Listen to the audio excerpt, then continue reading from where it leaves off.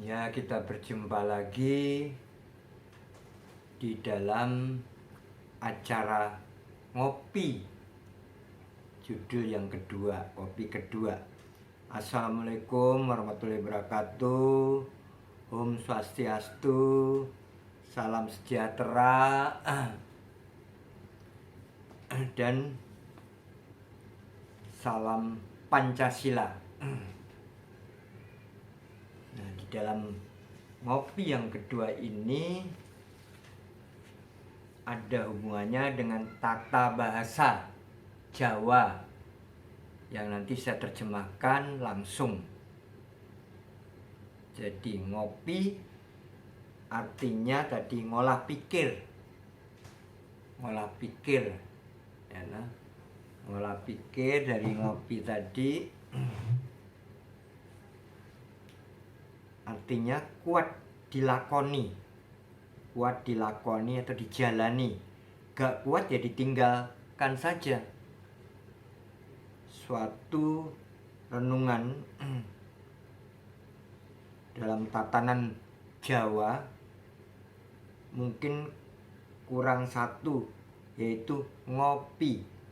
Ngopi itu tegese ngolah pikiran. Ngopi itu artinya mengolah pikiran yang sudah lalu. Saya berikan wejangan,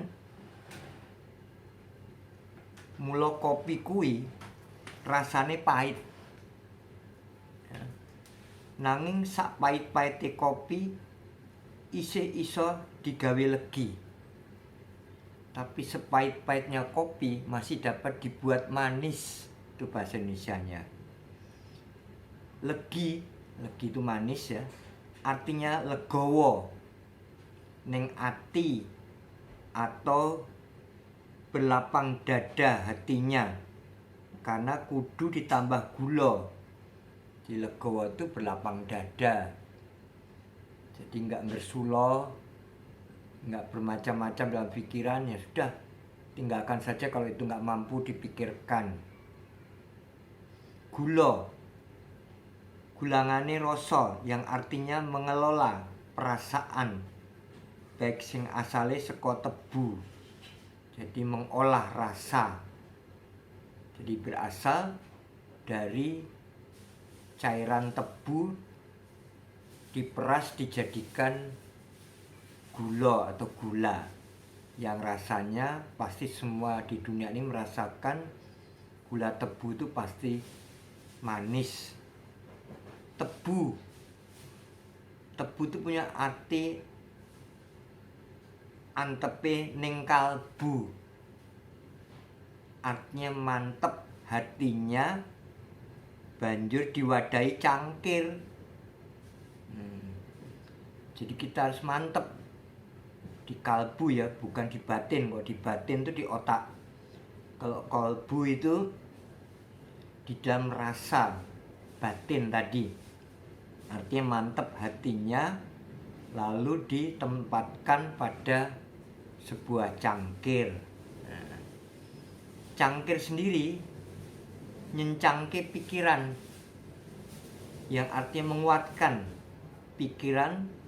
Terus disiram wedang, disiram air panas.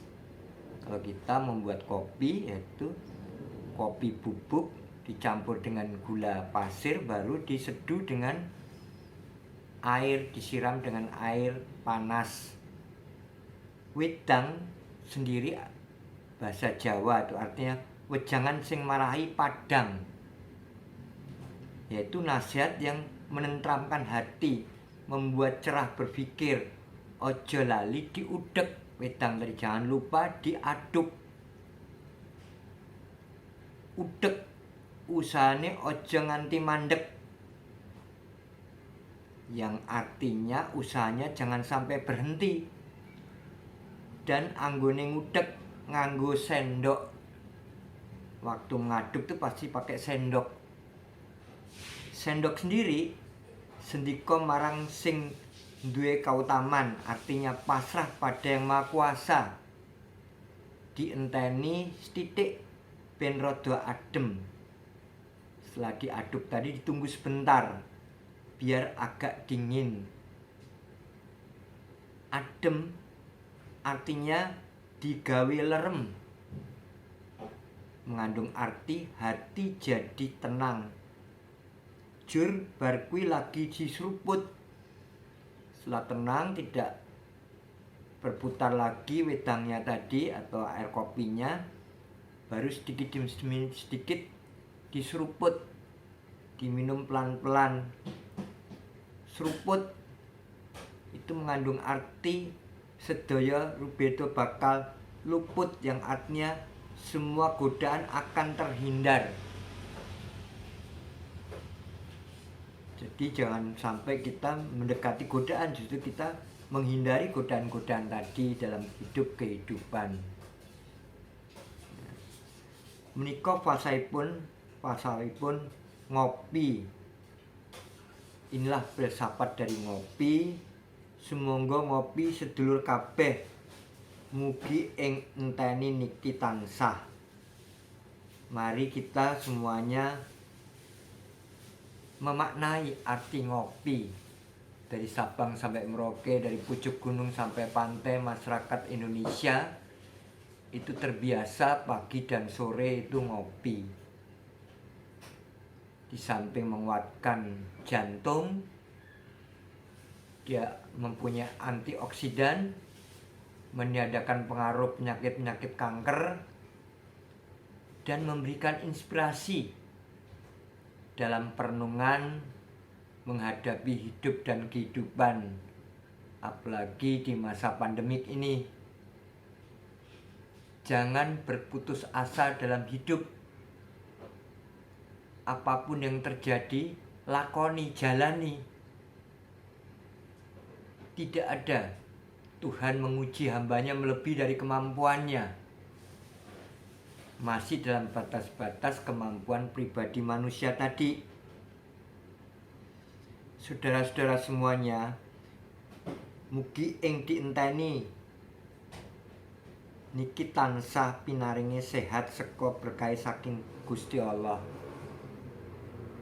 Saudara-saudara, moga-moga ditunggu konsep berikutnya dalam falsafah hidup, sehat semuanya, badannya dan rohaniah. Makanya kalau sakit jangan minta sembuhkan penyakitnya, berarti penyakitnya suruh tambah sembuh, suruh seger. Kalau sakit ya Tuhan atau ya Allah, hilangkan penyakitku, hilangkan dulu, baru disembuhkan bekasnya. Berikan obatnya atas kuasa Tuhan atau atas kuasa Allah, secepatnya dan tanpa syarat, jangan lupa. Jadi menyusun tata bahasa Indonesia dalam berdoa pun harus benar. Nah itu karena gara-gara ngopi. Jangan mengikuti guru-guru agama yang mengatakan cari rezeki yang murah rezeki, ya rezeki murahan terus nanti. Nggak kaya-kaya. Luaskan takdir rezeki itu masuk takdir. Luaskan takdir rezeki hamba dalam wujud apa? Dalam wujud uang, dalam wujud kesehatan badania dan rohania, atas berkah dan ridho Allah, atas karunia Tuhan, secepatnya dan tanpa syarat. Jadi menyusun tata bahasa kepada Tuhan pun tidak boleh salah. Ini mungkin akan menjadi gambaran bagi bapak-bapak dan ibu-ibu yang dapat mendidik putra-putrinya untuk menuju tatanan hidup yang benar, tatanan hidup yang baik sebagai dasar apapun agamanya. Entah itu agama Hindu, Buddha, Kristen, Islam, dan sebagainya. Karena di dalam dunia spiritual tidak membedakan merek-merek agama. Yang penting percaya kepada Tuhan. Maka di dalam Pancasila, sila pertama, ketuhanan yang Maha Esa. Karena bahasa Indonesia Tuhan, seperti ngopi yang pertama saya sudah jelaskan. Kalau air itu di Jakarta, tapi air yang sama kita bawa ke Jawa sudah berubah. jadi banyu atau toyo. Kita bawa ke Sunda udah jadi cai, dibawa ke Singapura jadi water. Nah, berbeda-beda, tapi wujudnya sama, artinya dia juga. Nah, dengan cara itu, ini jari